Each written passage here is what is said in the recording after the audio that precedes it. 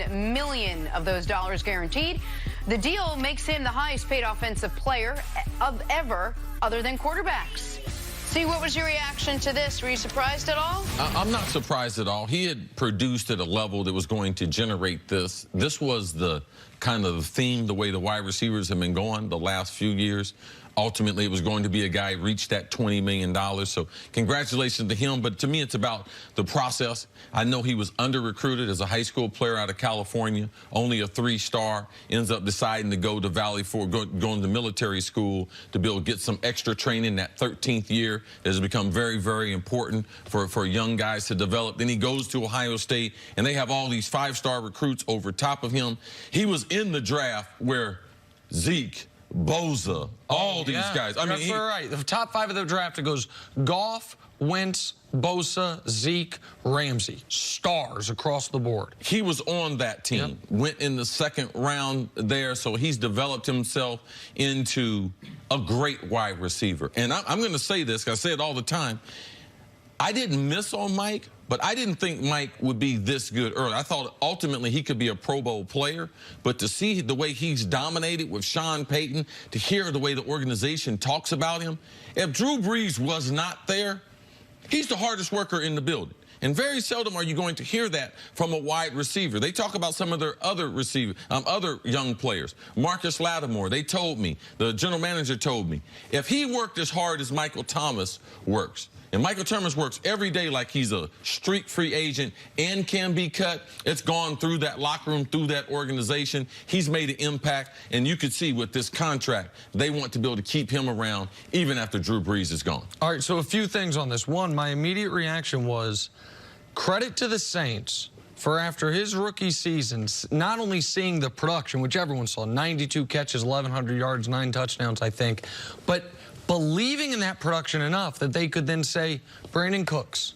#1 pick that we've had, who had been nothing but successful for them in production. You can foresee a problem coming. Yep, exactly right. They knew, okay, he's been really productive. This kid is on this type of trajectory, only going to get better, probably because they saw that work ethic. Yep. So they went and flipped Brandon Cooks in a move a lot of us, hey, when it happened, it's like, wait, what? Didn't understand. You have Drew Brees. He's getting older. Why would you trade away a star wide receiver? Granted, they got a 1st-round pick back, but trade him to New England. Teams usually don't want to trade with New England because you're going to get the bad end of that deal.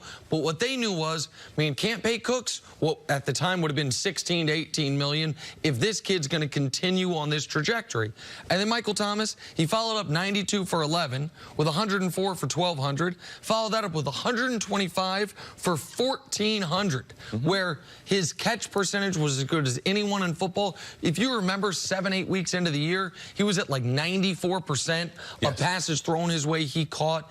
And there are going to be, and I'm careful with these, but a Chris Carter comparison that I feel like you've made, not just because you both went to Ohio State, but because measurables, work ethic, stylistically, there are a lot of similarities between the way you played and what you excelled at and what you see from Michael Thomas. I would say at the later stage of Larry Fitzgerald's career, he's the guy that looks almost like me, DeAndre Hopkins and Michael Thomas, because we weren't the Blazers on the field. And we played all the positions, especially in the slot. 50-50 balls that can be challenged. How good are you at those? I see the skills that I had in those two players. It's very, very obvious to me. So I think it's a great comparison. Very good route runner, student of the game. Guys are going to be in good shape. Those are the things that were the hallmark as far as my career. And it obviously has helped Michael Thomas to have a guy like Drew Brees throwing the ball to you the last couple of years. He's had to just really work on himself. You've talked so much about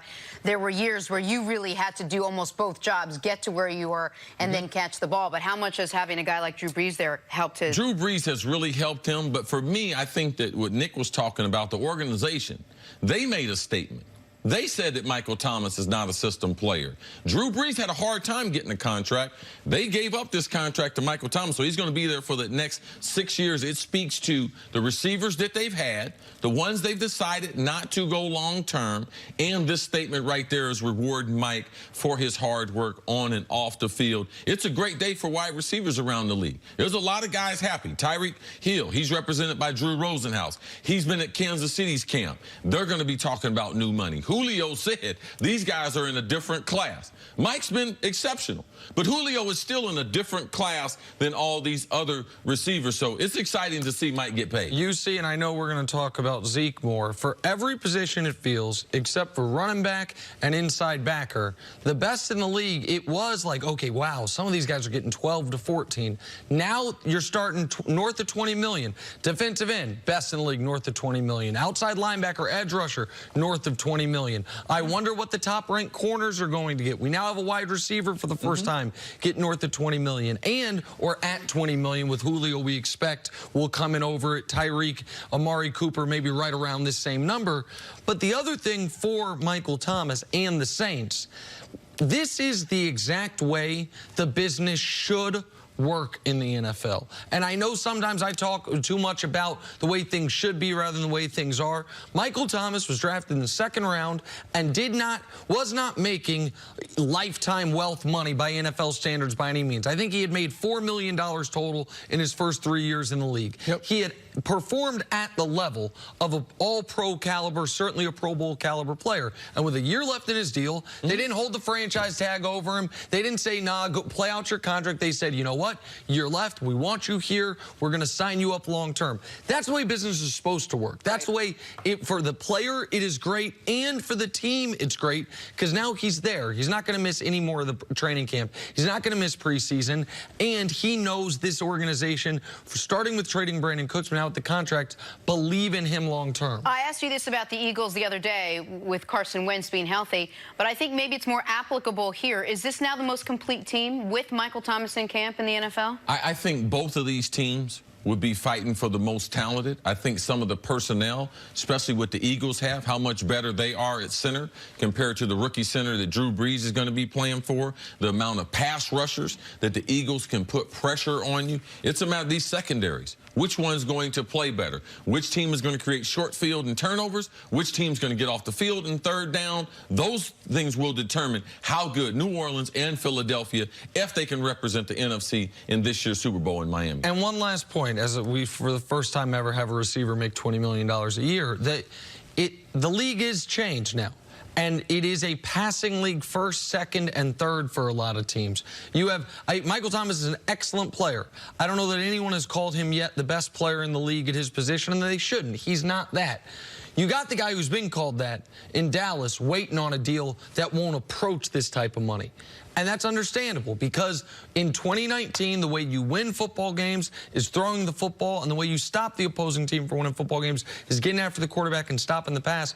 Michael Thomas getting 5 years, $100 million makes sense in this era of NFL football. All right, good for Michael Thomas and the Saints there. Let's go to the Colts now, and some bad news for Andrew Luck. He's dealing with a calf injury that'll see him miss the preseason opener. Luck, no stranger to the news. He's had a host of injuries during his time in the league. Head coach Frank Reich said Kevin Durant's calf injury, which led to a torn Achilles, was definitely a factor in sidelining the quarterback. Here's Andrew Luck on why he's not rushing back.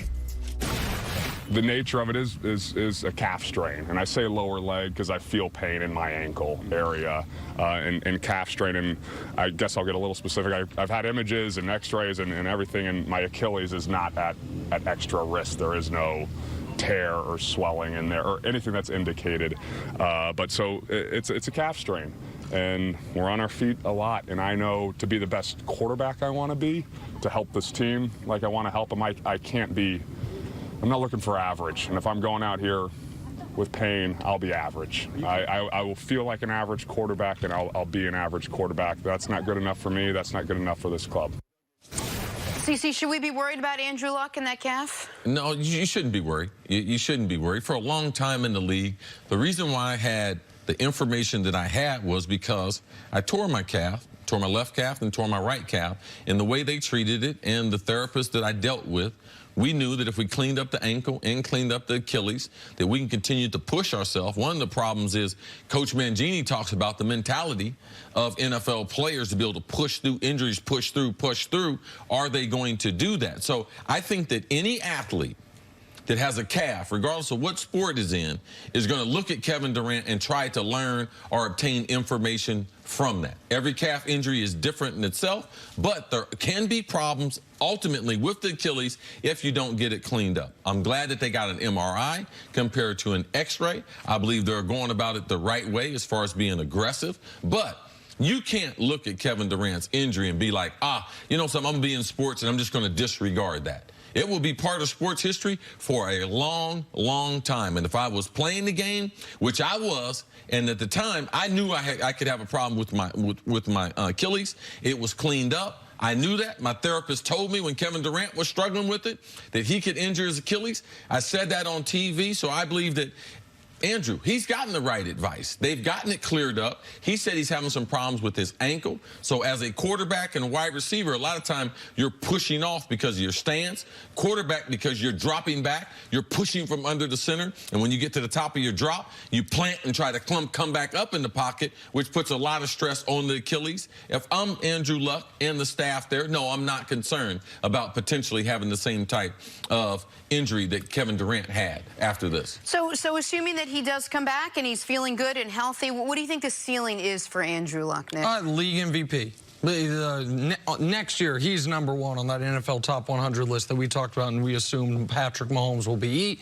Right now, for Andrew Luck, he is in the best position to succeed he's ever been his entire career, and I don't even think it's that close. No. He's not coming off, I understand he's dealing with a calf injury, but he's not coming off a major injury. Remember last offseason we were talking about he's not even throwing full-size footballs. The regulation he's not even footballs, you're right. throwing full-weighted footballs. He's with a second year with a coach. He's with an organization that has built it incredibly intelligently. They're going to look back at, man, getting that 3rd pick of the draft and trading back to 6, still getting Quentin Nelson and adding 3 additional second-round picks so they can get, as an added bonus, Darius Leonard, who instantly came in and was one of the best linebackers in the entire NFL, as a king's ransom for a pick where they got the guy they wanted in Quentin Nelson.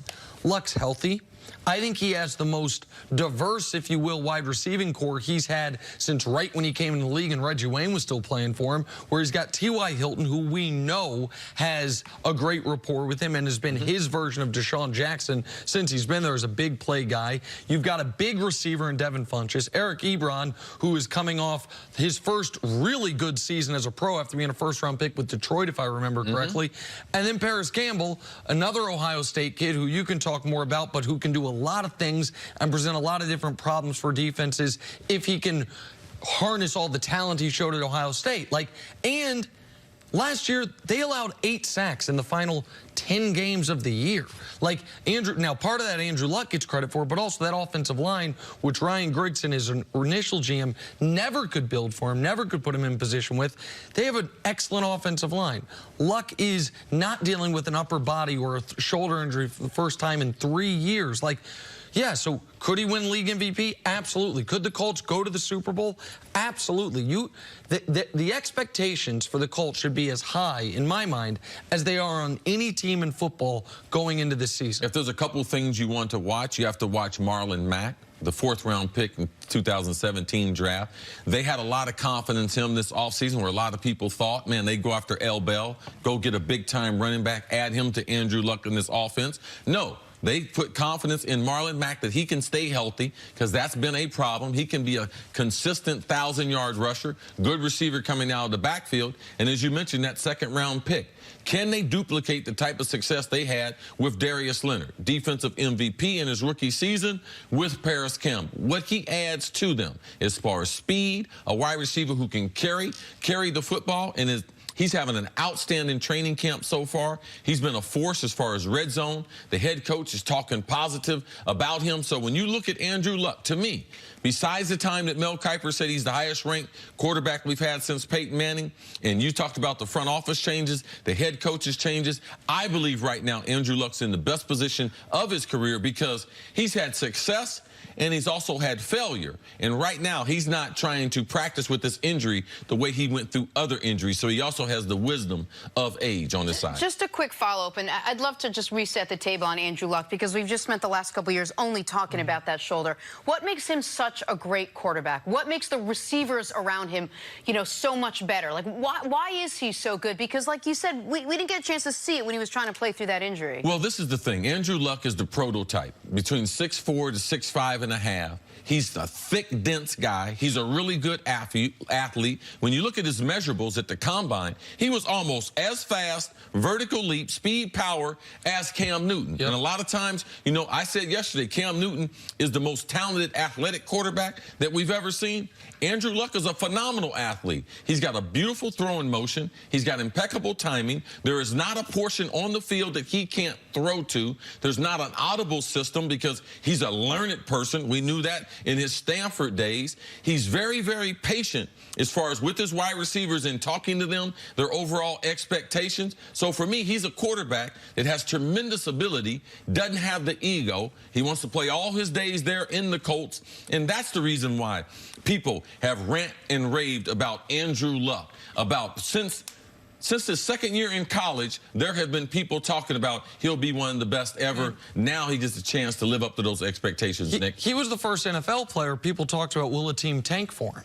Like, which we talked about in the NBA for years. Like, and you can't really do that in football, but that's how good he was at Stanford. The intangible stuff comes from a good football lineage with his dad Oliver and being around the game forever. Also, you laughed when you were listening to his interview.